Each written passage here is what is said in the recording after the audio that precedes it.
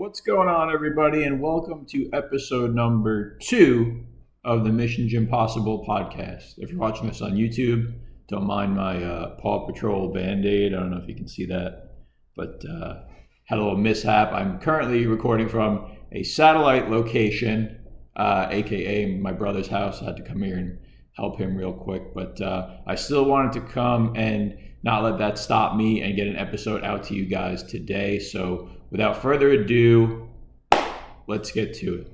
So today I wanted to talk to you about perspective and how important perspective is in changing your life. Average people, and I don't mean that in a negative way, but most people look at things a certain way. And what separates people that are successful from people that are not successful is the ability to take whatever situation has happened to you and frame it in a positive light. Okay, so life happens for you, not to you. And there are situations where this can be difficult because look, we all go through it. If you lose a loved one, or you go through a breakup, or maybe you have a friendship that falls out, it can be hard to sit there and remain positive about those things. But in every adversity, there is an equal seed of opportunity. Okay, that's from the book Think and Grow Rich by Napoleon Hill. So if you haven't read that book, I highly recommend it. There's a lot of key elements to living a better life and becoming more successful overall, not just financially, but there's a lot of keys in there that I think are important to learn. So but yeah, that's really how you can take any situation. And it's true, it's not just fluff that he wrote down for content of the book. You can take anything and frame it in a positive way, and that will ultimately maintain your upbeat mood. And that's really the key. The key to getting what you want out of life is doing your best, or doing whatever it takes really to feel good right now in the moment. So, sometimes it can be a challenge, but the advice I'd offer you, or the tactic I'd offer you, would be reach for whatever you can reach for that feels good in that moment. So, if you're going through a breakup, and it may seem corny or it may seem silly, but appreciate where you are, or appreciate the weather, or appreciate, I don't know, if you go get a coffee from Dunkin' every day, go do that and soak it in. And that will, you're not going to feel ecstatic overnight, but you'll start to slowly but surely feel better. Another thing is meditating. If you start to get into a negative space, meditating is a great technique to reset your vibration. So there's a lot of apps out there now, a lot of tools for meditation. You could pretty much just search in the App Store. I'm sure hundreds of things would come up. I used to use one called Calm. There's one called Headspace that's very good. And I use another one called Oak right now, OAK, like the tree. That one's pretty cool, and that's free. The other ones have some in-app purchases where you can add on specific breathing exercises, or maybe try some different types of meditation to see what works best for you. So the other thing too, moving into this, and I may do a separate episode on this as well, but your emotions and how you handle them can play into your perspective and framing things in a positive light. We're not robots. We all feel emotions, and we all go through sad times. We all go through happy times. But some of the great Stoics of our time, and if you don't know what a Stoic is, it was a period of Greek philosophers, like when Socrates was around. Seneca is another big one.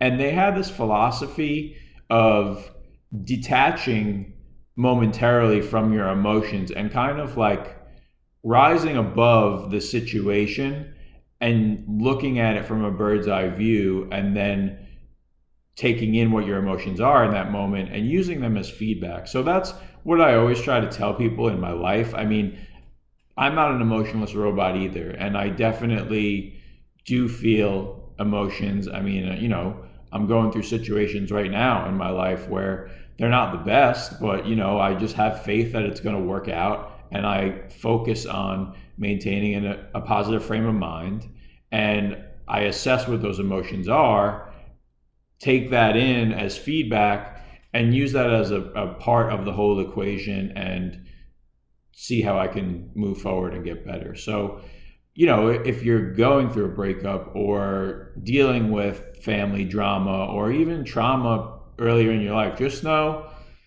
it happened.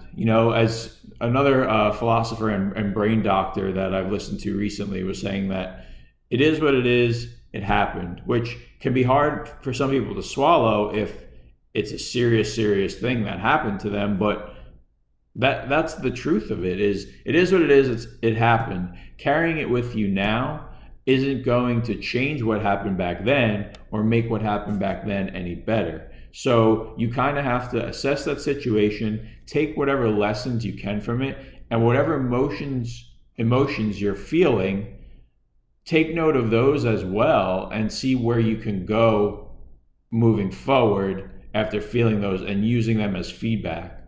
So I don't know, if you're feeling tense about a situation or upset about a situation, dig a little bit deeper into that and see maybe why that feeling is there. And you might come out with some, shocking insight or revealing insight as to why you're feeling a certain way. You also, too, may discover some triggers, because we all have triggers that we've learned, and they're subconscious now at this point in our lives, if you're an adult.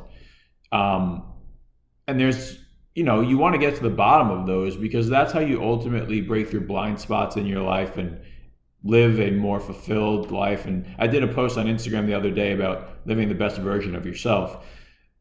Looking inward and asking questions and dealing with these things is how you break through the levels to get to that best version of you. And I don't know about you guys, but that's what I'm trying to do as well. So to summarize, perspective, the big thing I would say to take away is life is happening for you, not to you. So whenever things get hairy, as bad as it may seem, just take a second, take a breath, and think, where's the opportunity in this? How is this making me better?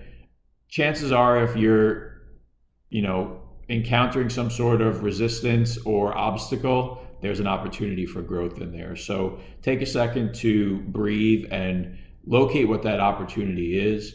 And then the second takeaway I would say is use your emotions as feedback. Don't get caught up in your emotions and, soak in them. Feel them, experience them, be with them, but then learn from them. I always say that your emotions are like bumpers. If you've ever been to a bowling alley, when you're little, your parents take you bowling. They set you up with that ramp where you just put the ball on the top and you push it down so your ball can get rolling down the alley. But they also have the person that works at the bowling alley put the bumpers on so you're not constantly throwing gutter balls all day and your parents are at the bowling alley for 6 hours because you can't get it down the alley and hit one single pin. So they put those bumpers on.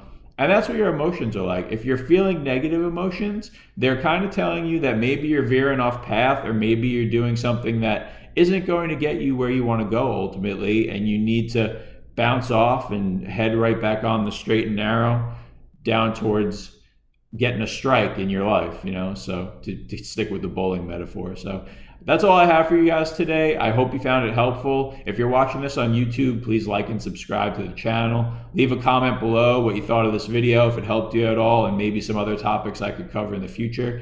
If you're listening to this on audio, share this with a friend, and even on YouTube too. Please like, subscribe, and share.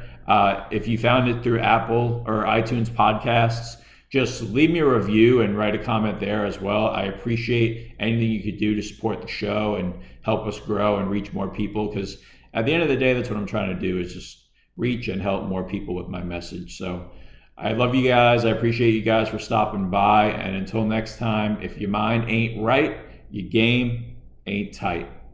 Have a good one, y'all.